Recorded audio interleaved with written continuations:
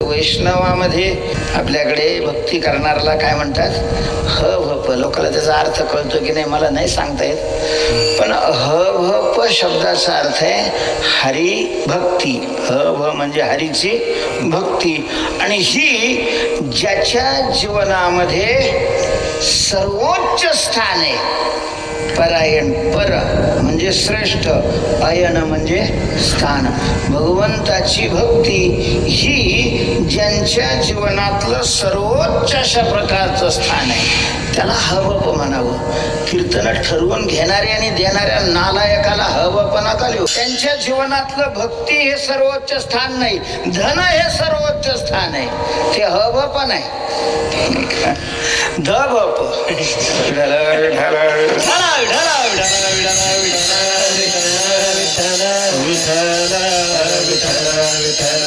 Hari